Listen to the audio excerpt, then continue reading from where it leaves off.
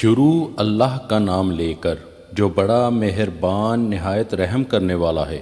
وہ جو نہایت مہربان ہے اسی نے قرآن کی تعلیم فرمائی، اسی نے انسان کو پیدا کیا، اسی نے اس کو بولنا سکھایا۔ سورج اور چاند ایک حساب مقرر تک چل رہے ہیں اور بوٹیاں اور درخت سجدہ کر رہے ہیں، اور اسی نے آسمان کو بلند کیا اور میزان عدل قائم کر دی کہ اس میزان میں حد سے تجاوز نہ کرو، اور انصاف کے ساتھ ٹھیک تولو اور تول میں کم مت کرو۔ اور اسی نے خلقت کے لیے زمین بچھائی، اس میں میوے اور کھجور کے درخت ہیں جن کے گوشوں پر غلاف ہوتے ہیں، اور اناج جس کے ساتھ بس ہوتا ہے، اور خوشبودار پھول۔ تو اے گروہ جن و انس، تم اپنے پروردگار کی کون کون سی نعمتوں کو جھٹلاؤ گے؟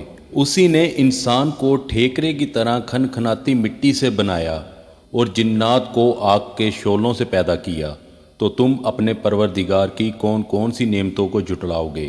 وہی دونوں مشرقوں اور دونوں مغربوں کا مالک ہے، تو تم اپنے پروردگار کی کون کون سی نعمتوں کو جھٹلاؤ گے؟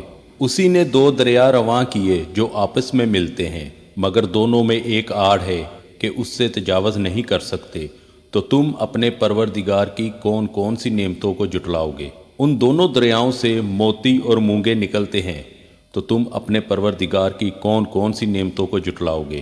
اور جہاز بھی اسی کے ہیں جو سمندر میں پہاڑوں کی طرح اونچے کھڑے ہوتے ہیں، تو تم اپنے پروردگار کی کون کون سی نعمتوں کو جھٹلاؤ گے؟ جو مخلوق زمین پر ہے سب کو فنا ہونا ہے، اور تمہارے پروردگار ہی کی ذات جو صاحب جلال و کرم ہے باقی رہے گی، تو تم اپنے پروردگار کی کون کون سی نعمت کو جھٹلاؤ گے؟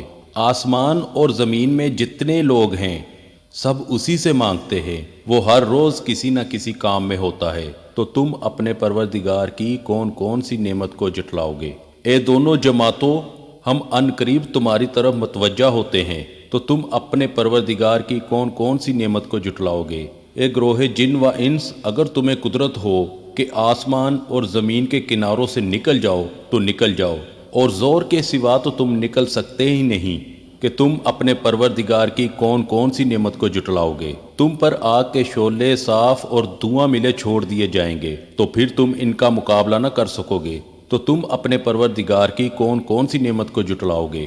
پھر جب آسمان پھٹ کر تیل کی تلپت کی طرح گلابی ہو جائے گا تو وہ کیسا ہولناک دن ہوگا، تو تم اپنے پروردگار کی کون کون سی نعمت کو جھٹلاؤ گے؟ تو اس روز نہ تو کسی انسان سے اس کے گناہوں کے بارے میں پرستش کی جائے گی اور نہ کسی جن سے، تو تم اپنے پروردگار کی کون کون سی نعمت کو جھٹلاؤ گے؟ گناہ گار اپنے چہرے ہی سے پہچان لیے جائیں گے، تو پیشانی کے بالوں اور پاؤں سے پکڑ لیے جائیں گے، تو تم اپنے پروردگار کی کون کون سی نعمت کو جھٹلاؤ گے؟ یہی وہ جہنم ہے جسے گناہ گار لوگ جھٹلاتے تھے، وہ دوزخ اور کھولتے ہوئے گرم پانی کے درمیان گھومتے پھریں گے، تو تم اپنے پروردگار کی کون کون سی نعمت کو جھٹلاؤ گے؟ اور جو شخص اپنے پروردگار کے سامنے کھڑے ہونے سے ڈرا اس کے لیے دو باغ ہیں، تو تم اپنے پروردگار کی کون کون سی نعمت کو جھٹلاؤ گے؟ ان دونوں میں بہت سی شاخیں ہیں، یعنی قسم قسم کے میووں کے درخت ہیں، تو تم اپنے پروردگار کی کون کون سی نعمت کو جھٹلاؤ گے؟ ان میں دو چشمے بہہ رہے ہیں، تو تم اپنے پروردگار کی کون کون سی نعمت کو جھٹلاؤ گے؟ ان میں سب میوے دو دو قسم کے ہیں، تو تم اپنے پروردگار کی کون کون سی نعمت کو جھٹلاؤ گے؟ اہل جنت ایسے بچھونوں پر جن کے استر اطلس کے ہیں تکیہ لگائے ہوئے ہوں گے، اور دونوں باغوں کے میوے قریب جھک رہے ہیں، تو تم اپنے پروردگار کی کون کون سی نعمت کو جھٹلاؤ گے؟ ان میں نیچی نگاہ والی عورتیں ہیں جن کو اہل جنت سے پہلے نہ کسی انسان نے ہاتھ لگایا اور نہ کسی جن نے، تو تم اپنے پروردگار کی کون کون سی نعمت کو جھٹلاؤ گے؟